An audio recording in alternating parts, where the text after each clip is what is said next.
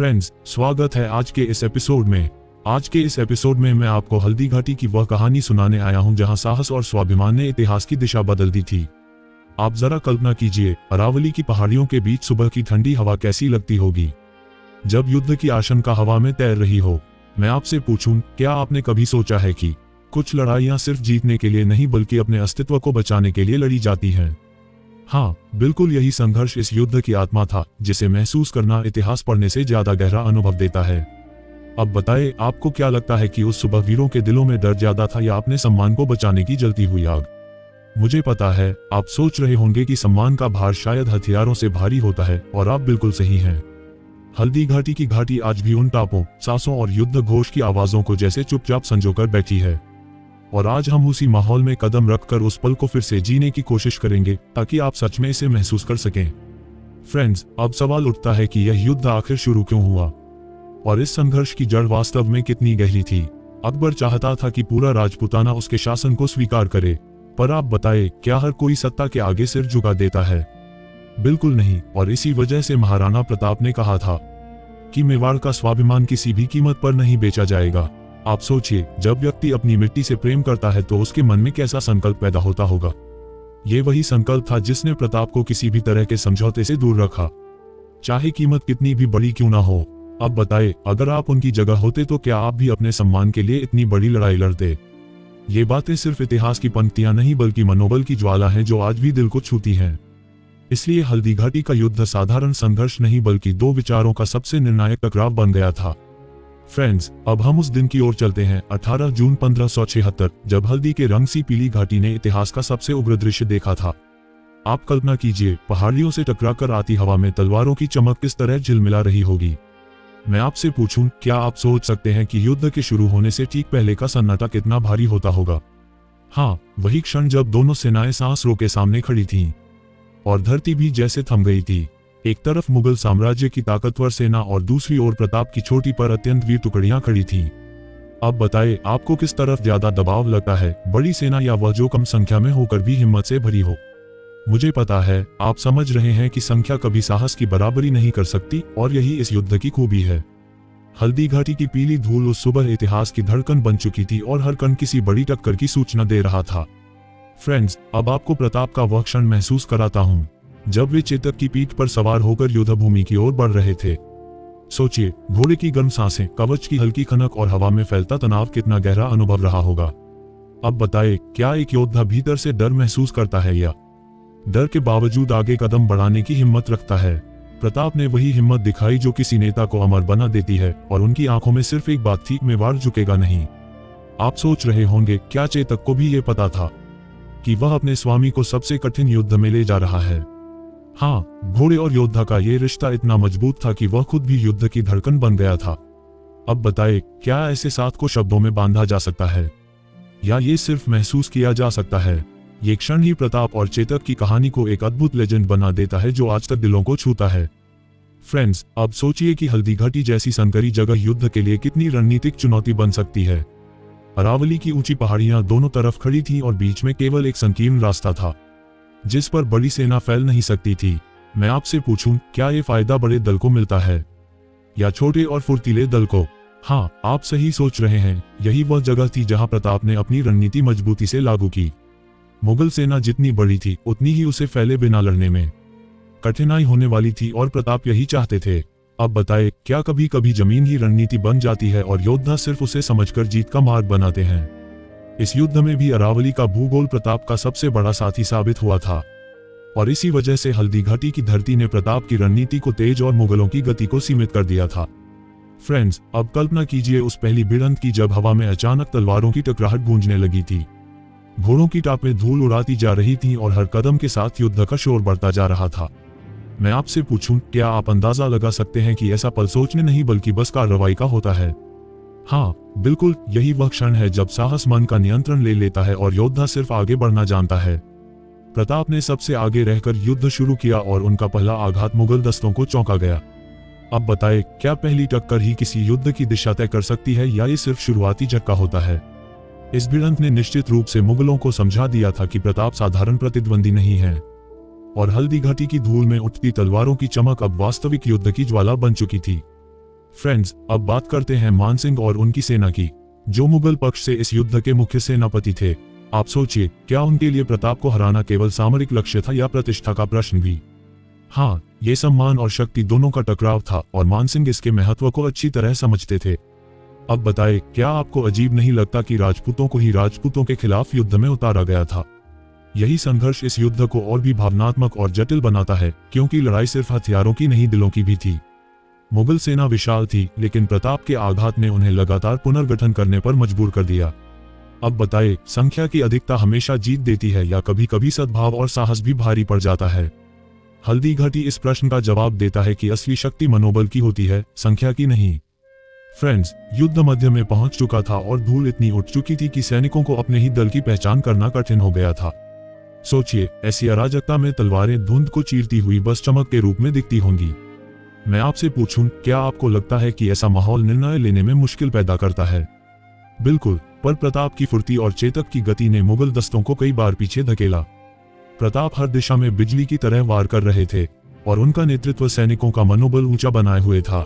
अब बताएं, क्या केवल घोड़े की गति ही युद्ध को प्रभावित करती है या नेता का साहस भी उतना ही महत्वपूर्ण होता है? यहाँ दोनों का मिलन मुगल सेना के लिए अत्यंत चुनौतीपूर्ण बन चुका था। हल्दी घाटी की हवा में उस समय तलवारों की गर्मी और योद्धाओं की सांसें घुलकर युद्ध का नृशंस रूप बना रही थी। फ्रेंड्स, अब उस प्रसिद्ध क्षण की बात करते हैं जब प्रताप ने अपने भाले से बीरम खान के सेनादल पर आक्रमण किया था। आप कल्पना कीजिए, भारी धूल के बीच प्रताप का भाला हवा को चीरता हुआ सामने की ढालों में जा धंसता होगा। मैं आपसे पूछूं, क्या ऐसा पल विरोधी सेना में भय नहीं पैदा करता? हाँ, ऐसे वार अक्सर सेनाओं को मानसिक रूप से तोड़ देते हैं और यही इस क्षण का प्रभाव था।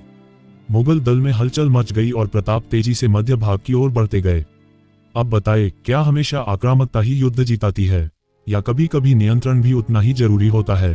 प्रताप की गति इतनी तेज थी कि धूल बादल में दिशा पहचानना भी कठिन होता जा रहा था। युद्ध अब और गहरे स्तर पर उग्र हो रहा था और दोनों पक्ष पूरी शक्ति लगाकर लड़ रहे थे। फ्रेंड्स, अब सवाल यह है कि कम संख्या वाली प्रताप की सेना क्या इतने बड़े दल के सामने टिक सकती थी? आप सोचिए, अगर आप छोटे दल के साथ इतने विशाल दस्ते का सामना कर रहे हो तो मन की स्थिति कैसी होगी? शायद अनिश्चितता जरूर होगी, पर दृढ़ संकल्प किसी भी डर को मिटा देना सीखता है। मैं आपसे पूछूं, क्या छोटे दल का मनोबल टूट जाता है या लड़ाई उन्हें और प्रेरित करती है? प्रताप के सैनिकों ने हर बार यही साबित किया कि साहस की आग संख्या की हवा से नहीं बुझती। मुगल सेना ने कई बार पछाड़ने की कोशिश की, पर प्रताप की रणनीति उन्हें बार बार उलझा रही थी। अब बताएं, क्या जीत का सवाल हमेशा संसाधनों से तय होता है? हल्दी घाटी के युद्ध ने साबित किया कि रणनीति और साहस संसाधनों की कमी पर भारी पड़ सकते हैं। फ्रेंड्स, युद्ध अब और क्रूर हो चुका था और मैदान घायल सैनिकों की चीखों और टूटे हथियारों की आवाजों से भर गया था। आप सोचिए, सूरज की तपती किरणों में कवच गर्म होकर सैनिकों पर और बोझ डाल रहे होंगे। मैं आपसे पूछूं, क्या इस माहौल में भी प्रताप का मनोबल हिल सकता था? नहीं, वे लगातार अग्रिम पंक्ति में रहकर अपने सैनिकों को प्रेरित कर रहे थे। मिट्टी, घाव, पसीना और चीखें मिलकर एक भयावह वातावरण बना रही थी, पर प्रताप अडिग रहे। अब बताएं, क्या वीरता दुख और भय की आवाजों के बीच और प्रबल हो जाती है? हाँ, प्रताप की दृढ़ता ने यही सिद्ध किया कि मनोबल सबसे बड़ा हथियार होता है। युद्ध अपने निर्णायक चरण में प्रवेश कर चुका था और हर क्षण इतिहास लिख रहा था। फ्रेंड्स, इसी निर्णायक घड़ी में प्रताप का सामना मानसिंह की सेना के एक विशाल दस्ते से हुआ। आप सोचिए, दोनों पक्ष अब तक काफी थक चुके थे, पर यह टकराव उनकी पूरी ऊर्जा की मांग करता था। मैं आपसे पूछूं, क्या ये भिड़ंत किसी साधारण टक्कर जैसी रही होगी? बिल्कुल नहीं, यह उन क्षणों में से एक था जहां दोनों पक्षों की प्रतिष्ठा और सम्मान दांव पर लगे थे। चेतक की टापें तेज होती जा रही थीं और प्रताप का हर वार मुगलों की ढालों में दरारें डाल रहा था। अब बताएं, क्या एक घोड़े की फुर्ती युद्ध की दिशा बदल सकती है? हाँ, चेतक की गति प्रताप का सबसे बड़ा लाभ थी, जिसने कई बार मुगलों की योजना बिगाड़ी। लेकिन मुगल सेना की संख्या लगातार बढ़ती जा रही थी और ये दबाव युद्ध को और कठिन बना रहा था। फ्रेंड्स, अब वह क्षण आया जिसने युद्ध की दिशा में गहरी चोट कर दी। प्रताप घायल हो गए थे। आप सोचिए, नेता के घायल होते ही सेना का मनोबल कितना हिल सकता है और स्थिति कितनी बदल सकती है। मैं आपसे पूछूं, क्या सेना ऐसे समय टूट जाती है या और भी मजबूत होती है? प्रताप के मामले में चेतक की वफादारी ने उनकी रक्षा कर ली और यह पल प्रेरणा बन गया। चेतक ने प्रताप को गिरने नहीं दिया और उन्हें तेजी से युद्धभूमि से बाहर ले जाने लगा। अब बताएं, क्या ऐसा साथी सिर्फ घोड़ा कहलाने योग्य है या ये संबंध उससे भी गहरा होता है? युद्धभूमि में उठती धूल में चेतक की दौड़ जैसे भाग्य की रेखाएं बदल रही थी। ये क्षण प्रताप और चेतक दोनों की वीरता को अमर करने के लिए काफी था। फ्रेंड्स, चेतक प्रताप को लेकर युद्ध से बाहर तेजी से दौड़ रहा था और पीछे दुश्मन लगातार उनका पीछा कर रहे थे। आप सोचिए, घायल प्रताप को बचाने की जिम्मेदारी चेतक के कंधों पर कितनी भारी रही होगी। मैं आपसे पूछूं, क्या किसी घोड़े में इतना साहस हो सकता है कि वह अपनी जान दांव पर लगा दे? हाँ, चेतक ने साबित किया कि वफादारी किसी भी प्राणी की सबसे बड़ी ताकत हो सकती है। उनके सामने एक नाला जैसा जलमार्ग आया जिसे पार करना बेहद कठिन था, पर चेतक रुका नहीं। अब बताए, क्या छलांग लगाना उसके लिए आसान था या यह उसके जीवन का सबसे बड़ा जोखिम था? चेतक ने पूरी ताकत से छलांग लगाई, लेकिन उसके पैर का टखना पत्थर से टकराकर गहरी चोटिल हो गया। फिर भी उसने प्रताप को सुरक्षित बाहर पहुंचाया और यह बलिदान उसे अमर कर गया। फ्रेंड्स, अब सोचिए कि चेतक ने प्रताप को सुरक्षित जगह पहुंचाकर अपनी आखिरी सांसें किस तरह ली होंगी। आप कल्पना कीजिए, प्रताप का हाथ उसके माथे पर और हवा में घोड़े की भारी सांसों की अंतिम कंपकपी गूंज रही होगी। मैं आपसे पूछूं, क्या वफादारी का इतना गहरा उदाहरण इतिहास में बार बार मिलता है? नहीं, चेतक की कहानी अनोखी है और यह बलिदान किसी भी योद्धा के साहस से कम नहीं। प्रताप का दुख उस दिन सिर्फ एक साथी का नहीं बल्कि अपनी आत्मा के एक हिस्से का बिछड़ना था। अब बताए, क्या ऐसे क्षण युद्ध की क्रूरता को और गहरा नहीं बना देते? यही क्षण हल्दी घाटी की कथा को भावनाओं और मानवीय संवेदनाओं से जोड़ देता है। चेतक ने मरकर भी प्रताप की अमरता की नींव रख दी और यह कहानी आज भी दिलों को छूती है।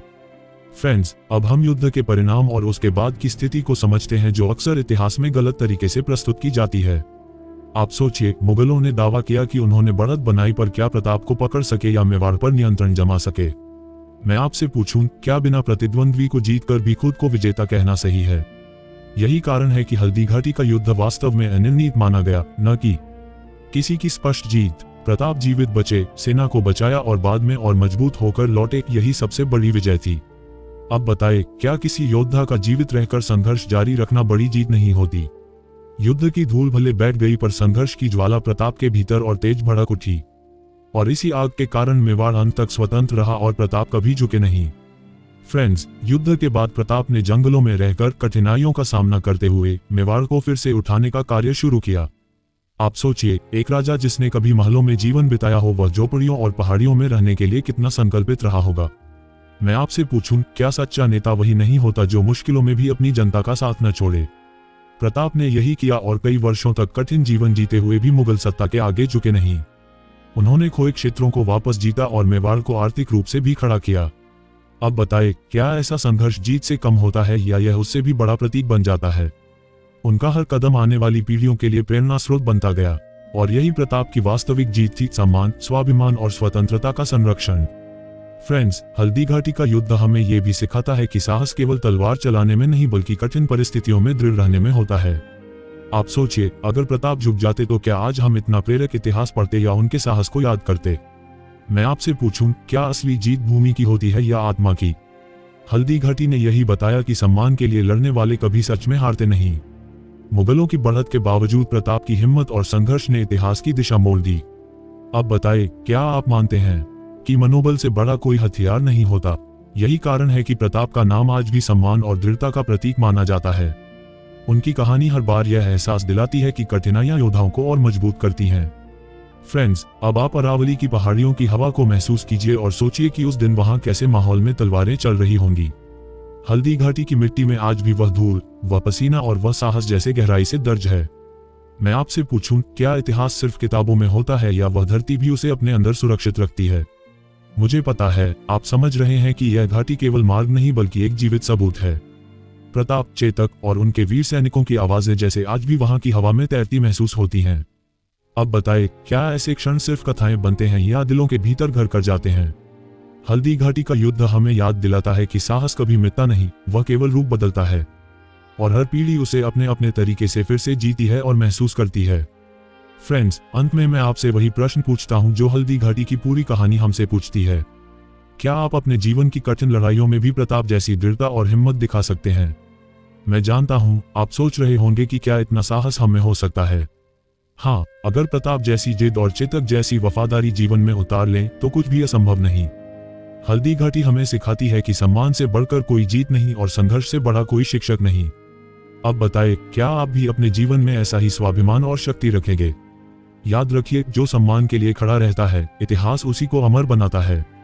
और इसी संदेश के साथ आज की हमारी यह प्रेरक यात्रा यहीं समाप्त होती है। अगर यह कहानी आपको प्रेरणा देती है तो इस वीडियो को जरूर लाइक और शेयर करें। ऐसी ही ऑडियो बुक स्टाइल हिस्ट्री कहानियां सुनने के लिए चैनल को सब्सक्राइब कर लेना। मिलते हैं अगली दमदार कहानी में, तब तक सीखते रहो, बढ़ते रहो।